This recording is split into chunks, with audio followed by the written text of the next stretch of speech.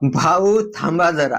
Welcome to the जंगल बघायच्या आधी हा व्हिडिओ बघा, कारण थिएटर मधून बाहेर येऊन मी आता डोकं धरून बसलोय, पण हसतही आहे. आणि हे दोन्ही एकाच वेळीच कसं शक्य आहे डिप्रेशन. ते सांगतो. नमस्कार मित्रांनो, मी योगेश आणि तुम्ही बघताय मूव्ही मराठी. आज बोलूया अक्षय कुमार, सुनील शेट्टी, परेश रावल, अर्शद वारशी, रवीना टंडन, जॅकलिना फर्नांडिस आणि दिशा पटानी, जॉनी लिव्हर, तुषार कपूर अशा महाकाय 40-50 स्टार कास्टच्या वेलकम टू द जंगल या चित्रपटाबद्दल. वेलकम फ्रँचायझीचा हा तिसरा भाग. डायरेक्टर अहमद खान. कथा काय आहे? एक करोडपती व्यक्ती टॅक्स फ्रॉड मध्ये अडकू नये म्हणून 2000 कोटीचा एक फेक सिनेमा बनवायचा ठरवतो. हेतू एकच, तो सिनेमा सुपर फ्लॉप व्हावा. त्यासाठी तो सगळ्यात लुजर टीम शोधतो. Flop directors Paresh Rawal, Rajpal Yadav. Flop actor Akshay Kumar. दोन स्ट्रगलिंग गुंड सुनील शेट्टी, अर्शद वारशी आणि बरीच गर्दी. शूटिंग साठी सगळे एका सीमेवरच्या घनदाट जंगल असलेल्या गावात जातात आणि तिथे खऱ्या खुऱ्या मुजाहिदीनच्या म्हणजेच टेररिस्ट असलेल्या गँग्सच्या तावडीत अडकतात.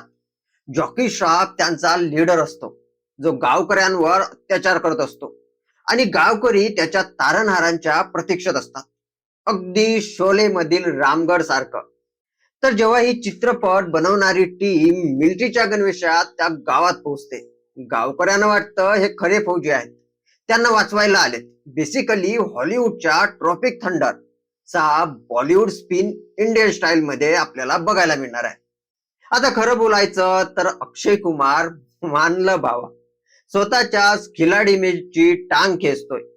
कॅमेरा दिसला की ओव्हर ऍक्टिंग करणारा राजीव हा कॅरेक्टर त्याने मस्त निभावलाय आणि क्लायमॅक्स मधला डबल रोल खरंच एंटरटेनिंग आहे. सुनील शेट्टी, अर्शद वारशीची जोडी जुनीच. रवीना टंडन आपल्या छोट्या रोल मध्ये मात्र पूर्ण सिनेमात लक्षात राहते. जॅकलिना फर्नांडिस, दिशा पटानी नुसता ग्लॅमर म्हणून घेतलेत. फरीदा जलाल आणि किरण कुमार दोघेही रिपीटेड डायलॉग सिक्वेन्स मुळे इरिटेटिंग वाटायला लागतात. एकदा हसवतात पण नंतर अति होतं. आणि दिले मेहंदी पूर्ण सिनेमात एक एम्बॅरेसिंग छोटी एंट्री. एवढ्या मोठ्या माणसाला एवढं कमी काम का दिलं हे कळलं नाही. असे बरेच कलाकार आहेत जे चित्रपटात का आहेत तेच कळत नाही. पहिल्या भागात तर कलाकारांचा प्रेक्षकांना हसवण्यासाठी चाललेला तडफडाट, आदळापट पाहून हसू येण्याऐवजी कपाळावर आट्या येतात.